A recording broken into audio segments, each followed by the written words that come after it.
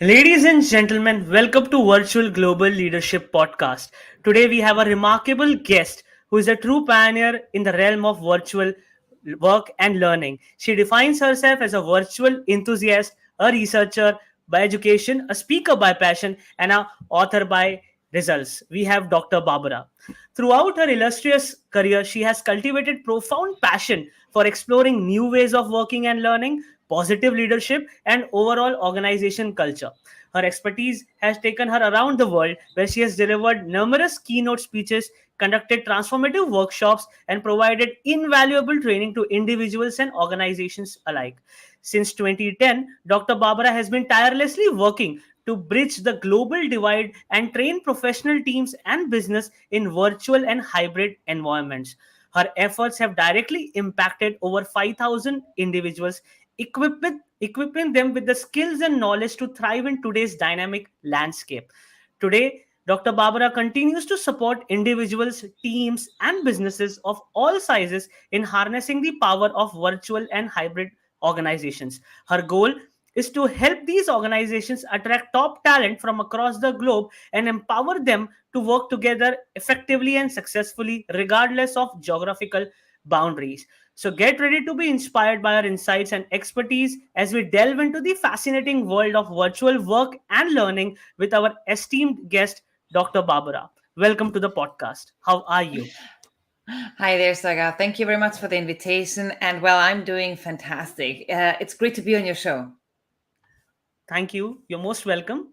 So, how do you see the future of work evolving, especially in terms of remote and flexible work arrangements? I do see, as many of us, that particularly since the pandemic, since 2020, there was really a huge shift in what people were able to see is possible. And well, I've been working around new ways of working, the framework of new ways of working and virtual work for over 10 years now.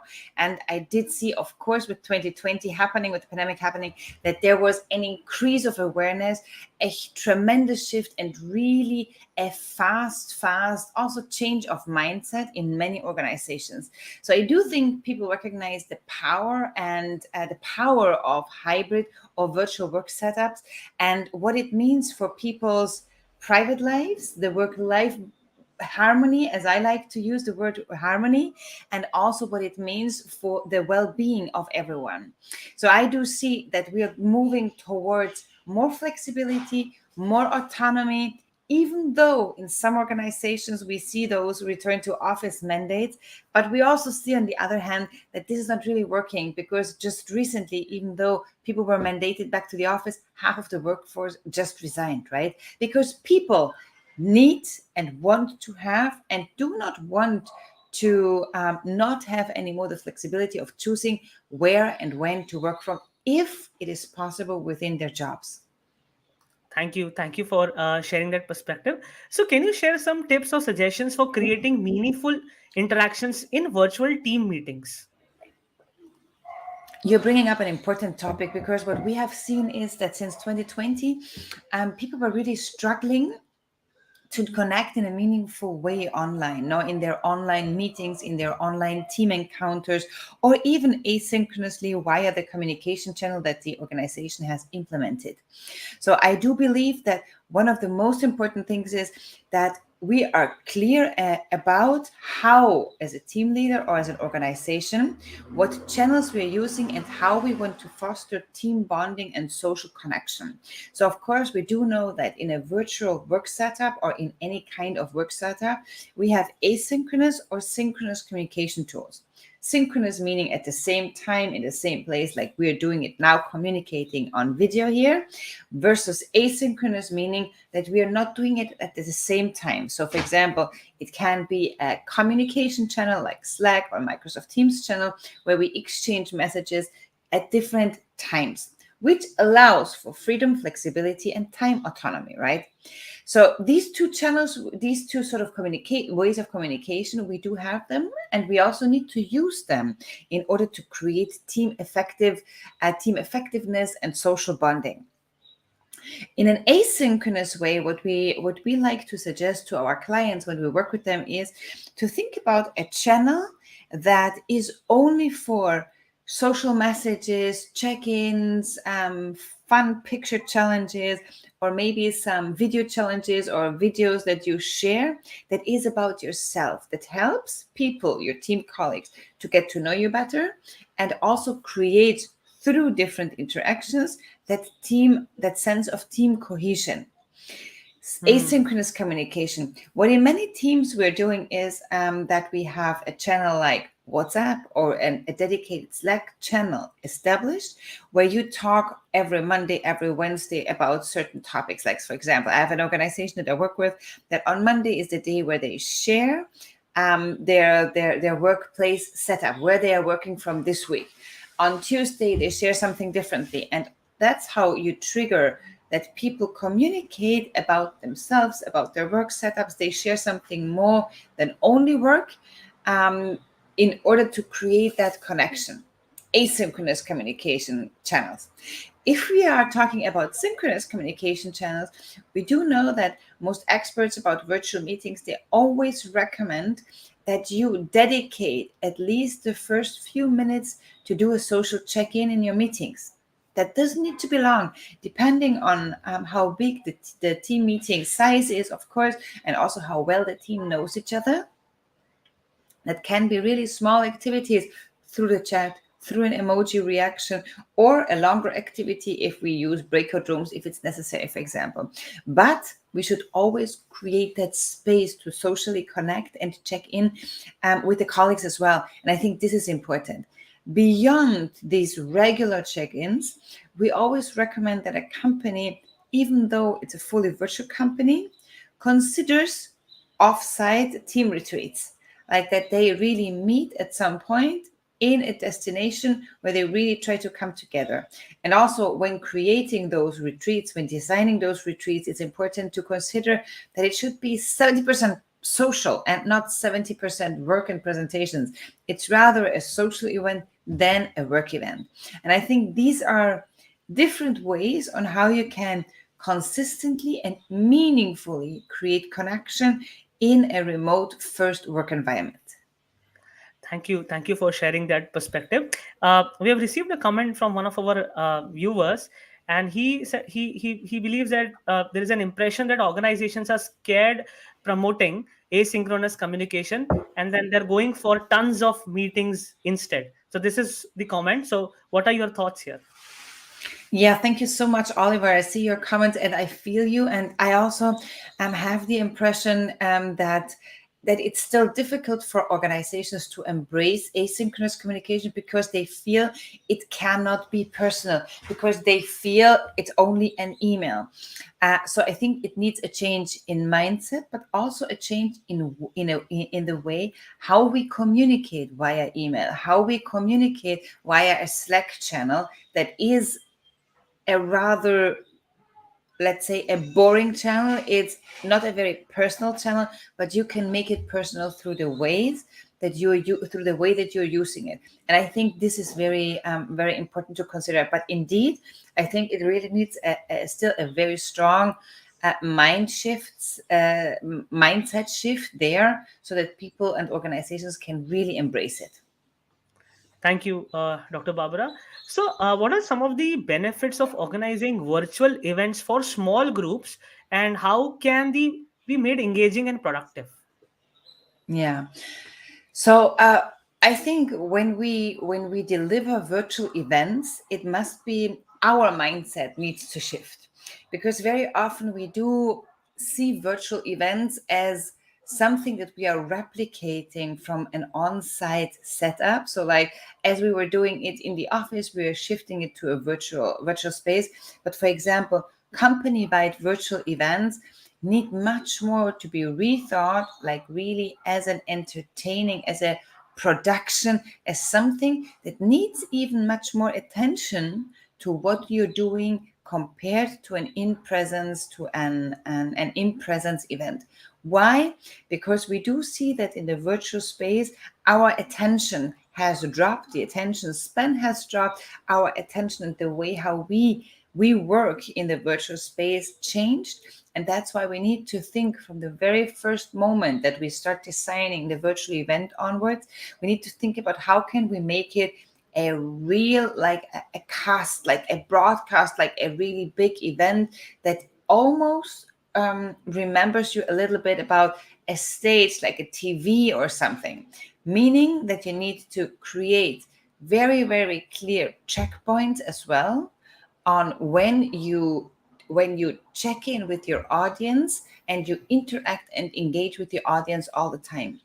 What do we see very often? In virtual events, it happens very often that producers start a virtual event, and they start it by having people talk, or one person talk, or two people talk during like 10, 15 minutes. What is happening? If you start a company wide virtual event with the president or the HR manager or the CFO or whoever talking for 10, 15 minutes, you prime your audience and you prime your participants to not participate because they will be primed to listen. So that Hmm. means that what we do when we consult and when we work with companies on how to produce a big company event, we always think about interaction from the very first moment on. And interaction doesn't mean that everybody needs to speak up, because, of course, in a company-wide event that we organized, I think it was 3 weeks ago, there were like 600 people. So impossible that everybody speaks up. But still, you always have the possibility to use emoji reactions, to use the chat reactions, to use the chat button, the chat box, so that people can provide a guess. You can make it a game. You can make it just a quick comment. You can make it a fun question about where they are connecting, what shoes they are wearing, whatever. In Microsoft Teams, which is nice, what we very often use is we use the gifs in the chat, that you can also search for gifs about how they are feeling, and that something brings like really fun gifs, and everybody sort of gets in the mood of, well, I'm contributing, even though it's just via chat. That doesn't matter. Of Hmm. course, beyond the platform inherent tools, you always have polling tools, external platforms like Aha Slides, Slido, Mentimeter, that you can use to create a memorable output. So, for example, if it is about something that you want to brainstorm on or know how people are feeling about a company wide change, you could use Mentimeter and save in a word cloud the feelings that people are associating with that change. And those are all small things, but they need to be considered from the very, very first moment on when you're designing such a virtual event for your company. Yep, yep. Thank you, Dr. Barbara, for sharing that. I would like to know your perspective on new ways of learning, and what are some of the best practices for designing and implementing in organizations? Um, Thanks so much. Also, this question is very intriguing because virtual learning or hybrid learning or blended learning is something that we have been researching, that I have been researching for over 10 years. Yep. But it has experienced a huge shift, of course, since 2020. And it's really interesting because if I look at universities, I was working for a long time as a university researcher, and what we were seeing is always that the e-learning departments, they were super undervalued and understaffed. And of course, now, since 2020, most of them really got a good budget. The lecture halls were really set up also for a virtual or a hybrid classroom. And that really was a game changer. When it comes to learning in general, whether higher education or whether it is in private organization or NGOs, I think one important aspect is also here that learners need to have choice. They need to have choice to learn as they like to learn, as it fits into their work schedule, but also in their work schedule, but also in their private lives.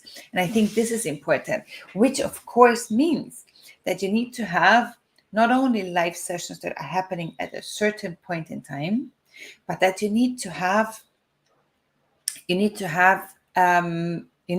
on demand content that people can access when it best fits their schedule. And that means having videos online, having podcasts that you're sharing, having files that they can read through or case studies that people can emerge in.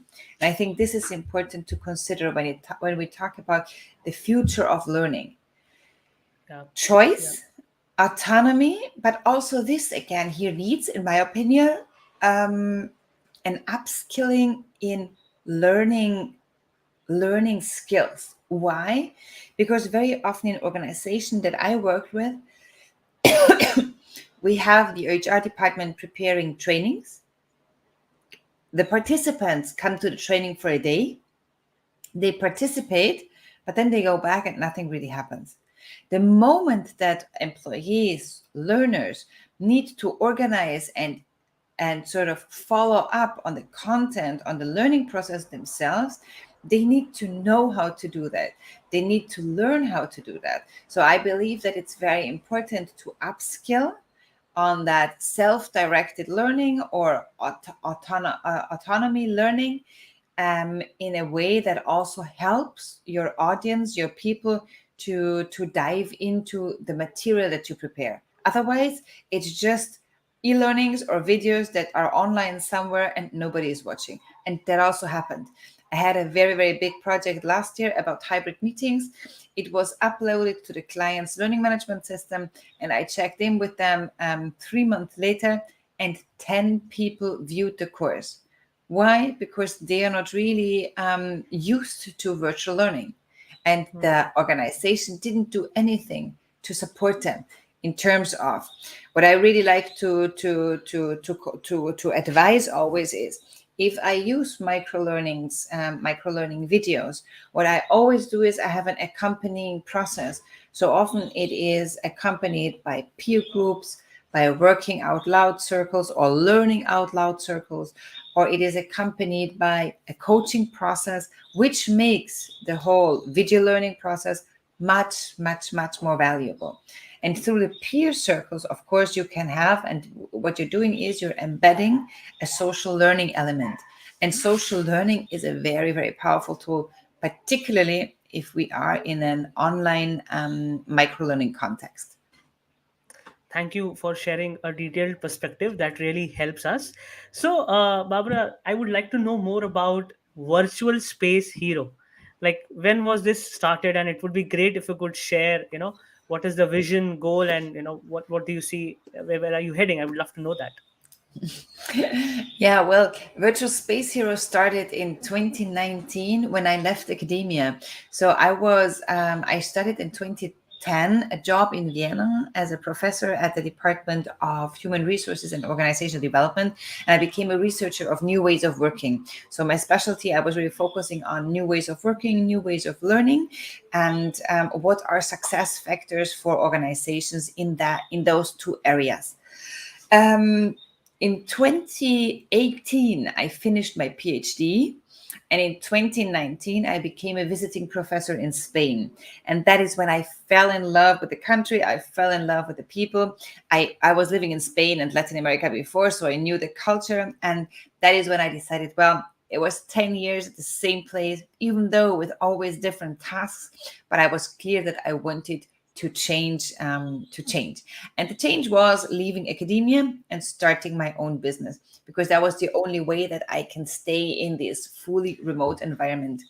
When in 2019 I was a fully remote worker because my team was in Vienna and I was in Spain. I realized how much freedom and flexibility they gave me. Even though I was researching it before, I was only in a hybrid work setup with an allowance of 2 remote work days per month. So of course, from two remote work days per week. Sorry. So from 2 remote work days or home working days per week to 5 days that I can choose where and when I work. It was such a difference. It was a game changer for me. And that is also the reason why I started Virtual Space Hero. And Virtual Space Hero is about enabling and supporting teams to shift and organizations to shift the mindset from this in office mandate to becoming also virtual enthusiasts. Why? Because for me, working as a fully remote worker opened up so many possibilities for me personally, but also for me as a mom, as an entrepreneur, as a wife, as a family member. It changed really everything. Wow. Do you feel that you working with a company helped you start something of your own? Did the remote first experience helped you be at what you are doing today? Well, I think, of course, it did because I was already a new ways of working researcher. So I knew all the theory. I knew what were the challenges behind new ways of working, behind remote work. I experienced it myself for over 10 years. I think it was over 10 years that I was working in a hybrid setup. So where I was working from home, but also from the office. And just in 2019, it was really when I was able to work fully remote. And that is when I also experienced that big, big difference that it even makes from a good hybrid setup to becoming a fully remote worker. And that was like really, really game changing. So, what we do here at Virtual Space Hero is we provide organizations keynotes, workshops, consulting on the topic on how to foster a great remote first culture, on how to become a remote first employer, a virtual with great policies in place that do not hinder social interaction, but that they foster a team cohesion and employee well-being and productivity across the organization. Wow. So what has been the trend post pandemic? Like how it has been? What do you see? Companies behavior towards adapting to this particular way of working.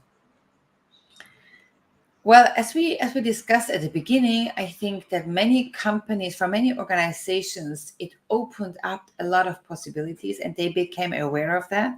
But as we see, there are a lot of return to office mandates because of the challenge that companies are struggling with empty offices and with leases that expire in, I don't know, in decades probably. So I think this is one of the reasons why many companies are calling back their employees because they struggle with empty offices. They get a lot of pressure from stakeholders and from other entities because they have the leases going on. So I think there is a lot of change going on, but it still needs a big shift a little bit in the mindsets. Why? Because otherwise organizations will really face troubles finding great people. Of course, we do see that the war for talent has been ongoing for the past decade. But now that we have even the possibility of working remotely with any company across the globe, it becomes even more difficult if you do not allow for flexibility and autonomy. Yep, yep. Thank you for sharing that. What tools and platforms do you recommend for digital communication and collaboration in a remote work setting? Well, I think many organizations, I'm just telling you out of the experience of my projects. So many organizations that I work with, they are on a Microsoft, they are working in a Microsoft Teams environment. For Okay. me, personal Microsoft Teams, the moment that you work with external partners becomes like really, really difficult. And even in an internal setup, very often organizations struggle because unfortunately it's not the most easy to handle platform in my experience. What I see, what many smaller organizations use for communication, they work or with Trello, Asana, or Monday as a project management tool, and they connect it more with a communication tool like Slack, for example. In organizations where there is no problem using WhatsApp, I would always recommend to have a channel like WhatsApp or Telegram for informal communication. But even that, you can use it, or you can have it on Slack and have this social interaction channel or the team channel or whatever you call it. Yeah. So these are the channels that I would always recommend. Also in the teams that I work with, we work with Trello, Slack, and WhatsApp. So we have those three channels in place. Even though, to be very fair, I must say that we work with G Suite. I must say that we don't really use properly Trello.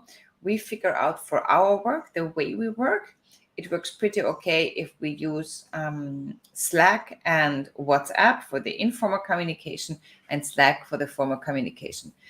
And we have for all the channels and for all our communication in general, we have rules set up on for what messages we're using, what channel, and how long we expect to be the response time, for example, in all the channels that we use. Wow. Wow. Thank you for sharing. I Yeah, yeah, think go ahead. really Sagar, just to pick up on that, I think clarity in informal in communication is very important, and clarity means to have this kind of clear manual on what channel we're using, for what messages, how do we communicate on those channels. So for example, thread communication, to communicate in threads on Slack is like essential, and I see that many organizations are struggling with that for a month until everybody onboards to a really well structured thread communication. And I also believe that it's important to set those response times that we want, or that we expect people to adhere to. That's also important, just to add up on this part here. Absolutely, clarity is the thing, I think. And actually what you say, you're offsite, but then if you're remotely working, then it becomes even more important. So thank you for sharing that perspective. So circling back to the previous question where we were discussing that organizations been asking teams to come back. So let's say there are some downsides of remote working, and then how can, if team is really wanting to go remote, how can they address it proactively? If a team, you mean like a team goes remote by their own decision, or the company goes remote? What do you mean exactly?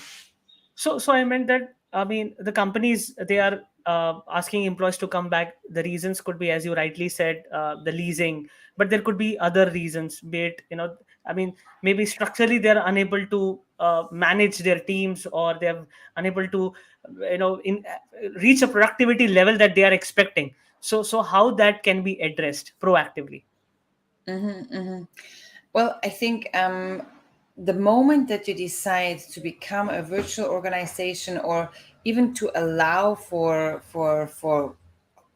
virtual or remote distributed working days that you didn't have before, I think it's important to start with clarifications on what that means, to set up clear guidelines on how employees and managers can do that. And it needs to be done really throughout. I have the experience that when it's only done partly in an organization, that very often organizations are struggling. But if you do it throughout the whole organization, it becomes much easier for everybody to also then be on a similar experience level. What I think is is very valuable here is that you also run short workshops, that you do quick check-ins with managers and support them in that process. When we talk, like you were saying, how can you proactively help them? I think it's also for each team. It's on their agenda. They have to work on a sort of a setup, rules, guidelines on how they will work together differently. So each team needs to start a team process as well. What and how this virtual setup will affect their teamwork, what will be changing, and how they will be addressing it. So I think this is also very important at this. Thank you. So what advice you have for remote leaders to keep their remote teams motivated and engaged? I think engagement and motivation is not necessarily something that is only connected with a fun team environment, but I think motivation and engagement is connected with clarity and purpose. So the moment that a leader, a manager provides clarity about communicate, or provides an environment which is very clear about how, where to communicate, what is the purpose, what is our mission or vision as a team, what are the different roles that we have in our organization. I think when we have these aspects covered, then I believe people will be more motivated and more engaged. So I think this is here of utmost importance. For this, again, we need to have a Teams manual. We need to have a clear communication guideline. We need to consider how we as a team might need to change our processes in order to be effective. Okay. So just for the viewers, Barbara is helping her baby. So thank you, Barbara, for still being with us and sharing your insights. Um, can you also help us understand? You made a very important point on the environment, right? And what are some of the areas, be it team members or remote managers or remote leaders, can look at on creating a very very healthy and a positive environment? Your thoughts there. Mhm.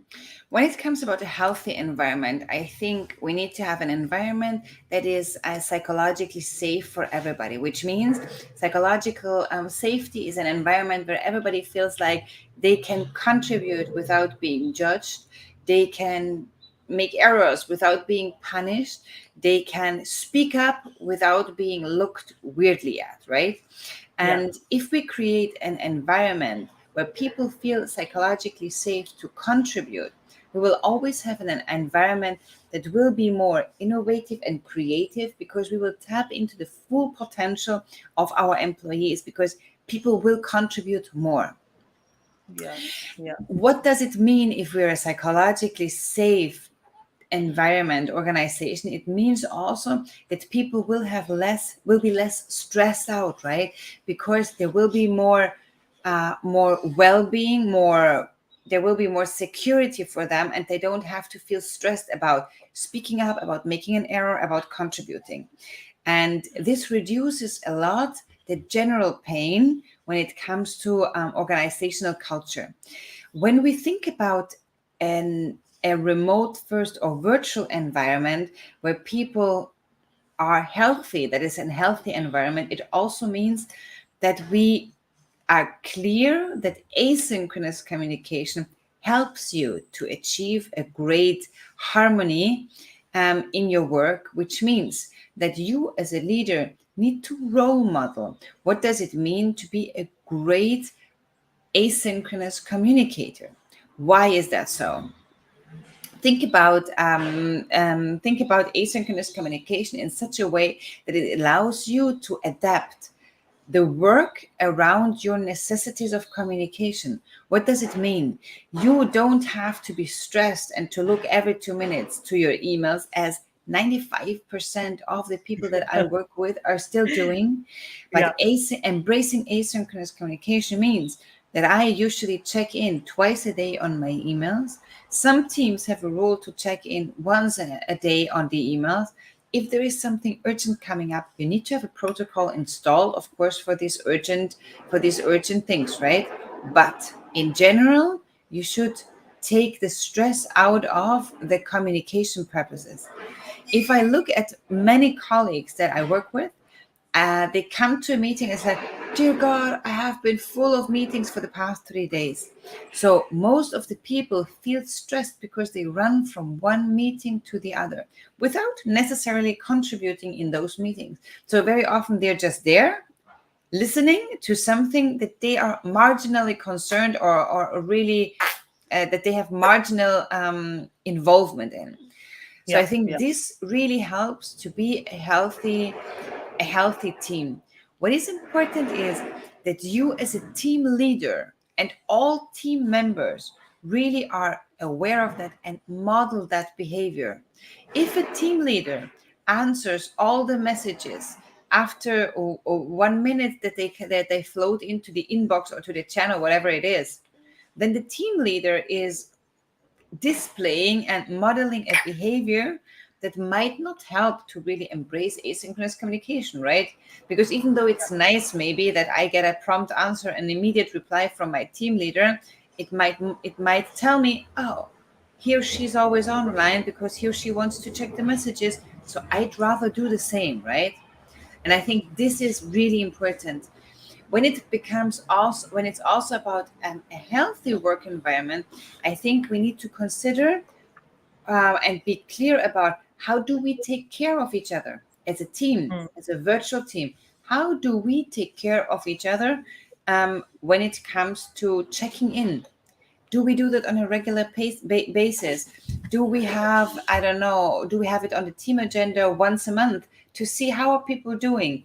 How do we check in on our well-being during the 101s? So 101 meetings with your managers, they should always be like it's one of the strongest and one of the best leadership instruments that we have. And it's so underused in many organizations. But also in the 101s, not only check in on the how the work is going or what struggles the employees facing when it comes to work environment, but also check in on their well-being in an honest and really in an honest way. Exactly. Thank you for sharing that.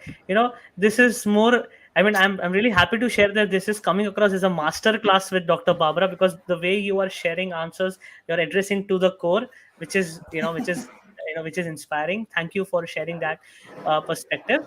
What advice do you have for organizations that are just starting to explore new ways of working, and they're just starting to be remote first? What suggestions you have for them?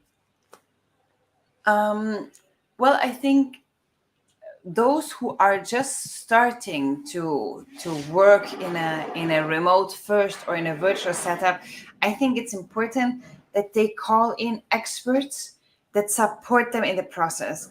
I do Yeah. see so many people starting to work on a remote work setup by themselves, by, I don't know, watching YouTube videos or reading through blogs, which is fantastic because there's a lot of super valuable knowledge out there. But I myself, as a business owner, can tell you that I saved so much time when I hired a business coach. Why? Because even though I run my own business, I might not be and even though I listen to a lot of business owners, entrepreneurial podcasts, it just took me much, much longer than just hiring my business coach. Thank you so much, Vasco. You changed my business life, really. And it made it much, much faster. So think about how you as an organization would be able to thrive if you, from an earlier moment on, really work together with consultants, with experts in the realm of virtual work, and support your teams properly to thrive in this new environment as well. Just have a follow-up question here. How do you, or how did you identify the right business coach? Also, how did one identify that that this is the right partner or a coach I am working with? To be very fair, I just took the recommendation from a colleague that I very much appreciate. So another business owner that I very much look up to. I learned a lot from her. She talked about her business coach. She's in a similar business than I am, and that is when I contacted Vasco and I got in touch. And after the first four sessions, because most coaches, so we got to know each other in a get to know each other session, and then we started the first month working together on a weekly basis, and we just felt the connection because we were both very straightforward, very organized, and that is when it became very clear to me that this is my business coach. Which doesn't mean that there wouldn't be a coach out there that would be a better fit even for me. Who knows? Maybe yes. But I found with Vasco really somebody who is straight to the point. He's from a Scrum background. He's very well organized. He has a lot of experience as a business owner himself, and he's always coming up with the right question to trigger my reflection on the processes and problems that I'm facing or challenging or that I want to rework. Thank you for sharing that experience. That really helps. So how do you see the relationship between learning and working in this new era? Like, there's so much of content out here, as you rightly said. So how do you see this relationship? I do believe that the changes that we have been seeing in the past 15, 20 years when it comes to learning, it was much more about having workplace integrated learning processes implemented. What does that mean? We need to think about how we can support our team members, our employees, that when they access learning content, that they are also able to use the material and transfer the content as soon as possible or immediately to the workplace. That means that I think learning for me very often is even more effective if we have self-paced content like videos, podcasts, readings, whatsoever, that is combined with social peer groups, learning out loud circles, and coaching processes that helps a lot, much more to foster learning transfer than, for example, as I've ever seen in an 8-day full training where people come to a beautiful headquarter and learning center. They have a great lunch, but they leave in the evening without really sort of connecting more deeply on the content or with each other afterwards. And we do know out of research that only 2 out of 12 participants really use and apply what they learned in their daily life. And that's a horrible number. 2 out of 12. So rethinking learning means that we combine in presence with virtual, that we use spaced learning, meaning smaller chunks of content. For example, using your webinars or your podcast as a source of inspiration on a certain topic, and then reflect through reflection questions with a peer group or with the manager or with the team or with throughout a learning out loud circle to enhance learning transfer. And these are the changes that I would wish to see even much, much more in our today's workplaces. Thank you for sharing that perspective. Just wanted to know, how do you manage your work life balance, work life integration? Well, Sagar, I do prefer to call it work-life harmony because I think Hmm. it's not always a balance and it can change. It's not necessarily for me an integration because often work takes over. That's why I don't call it integration. I call it workplace harmony, which for me means also that it can look for everybody different. And it can look different for me this week, next week, or maybe the first half of the year and the second half of the year, 2023. So harmony for me means that in my case, work does not take over my private life, because for me, my family, of course, I have 2 boys, 1 baby, and a bigger one of 2.5 years, are very important, and they require also me to be present and not be working all the time, of course. I posted a few weeks ago a LinkedIn post about with the saying, and we have seen the quote all over LinkedIn in the past years.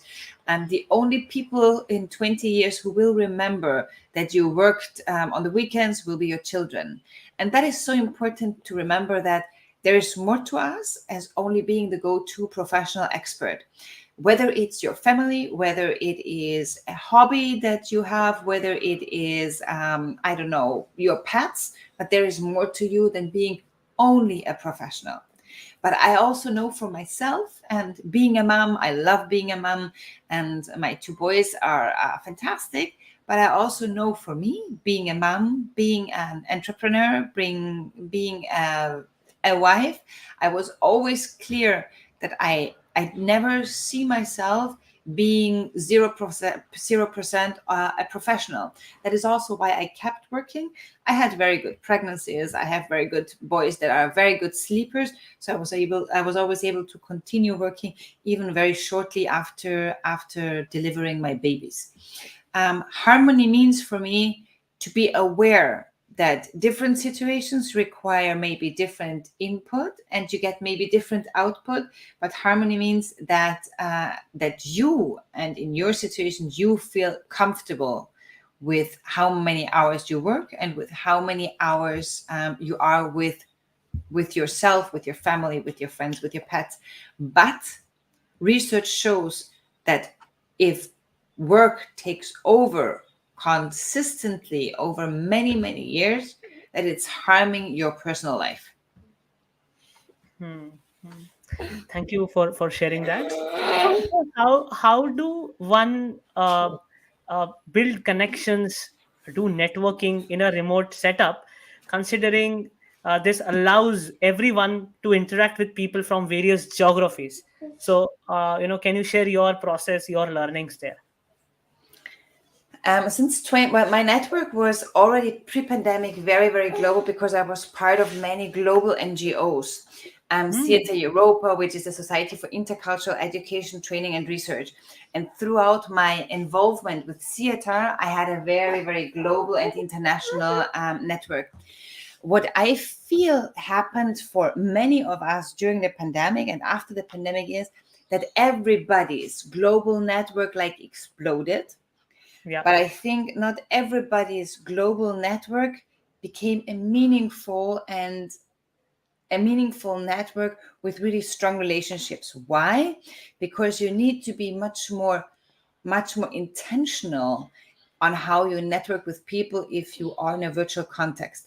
If I just think about conferences, I went to so many conferences over the 10 years as a researcher, probably 10 conferences a year or 8 conferences a year, which also increased a lot my network. But if you do not follow up with people and engage in more in-depth dialogue afterwards, people will not be remembering you, right?